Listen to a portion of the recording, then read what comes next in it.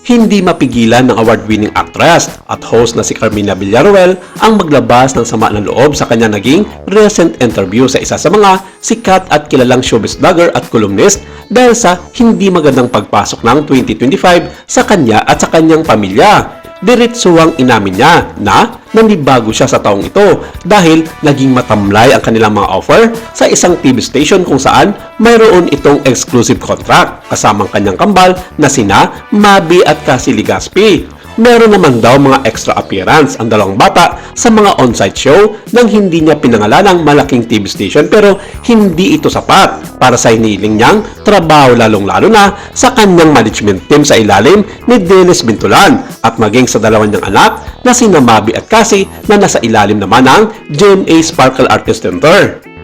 Inamin mismo ni Carmina na balak na niyang mag-over the bakod sa kabilang istasyon pero iniisip nito ang kanyang mga anak na siguradong maapektuhan ang mga karera nito kung sakaling mangyari ang kanyang binabalak. After her 2 long-running GMA shows, Sarap Diba at Abot Kamay na Pangarap, concluded, nagplano na ito na pumasok nga sa kabilang istasyon dahil mahaba ang gap ng mga panahon na walang follow-up projects pagkatapos ng dalawang programa niya sa nasabing TV station.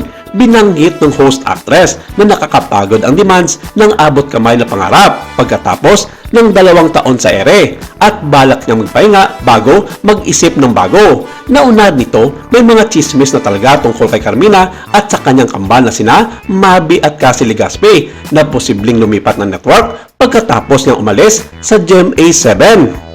Gayunpaman, nilinaw niya na wala pang opisyal hanggang sa ngayon.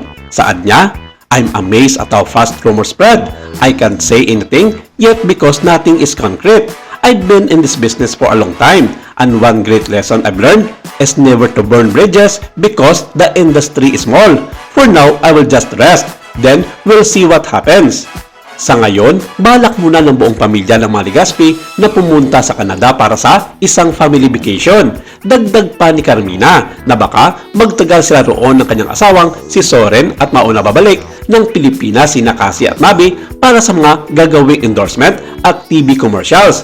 Sinabi nito na magbibigay siya ng kanyang payag at desisyon pagbalik nito ng Pilipinas mula Canada kung anong mga plano niya sa kanyang buhay artista at sa magiging kapalaran ng karera sa showbiz ng kanyang pamilya. Sa ngayon, tinatapos lamang ni Mabi ang kanyang mga commitment sa isang programa sa GMA 7 at pagkatapos nito ay gura na ang buong pamilya sa kanilang family vacation sa Canada. Good luck Legaspi family at naway gabayan kayo ng Panginoon sa inyong paglalakbay hindi lamang sa ibang bansa kundi maging sa karera ng inyong mga buhay artista.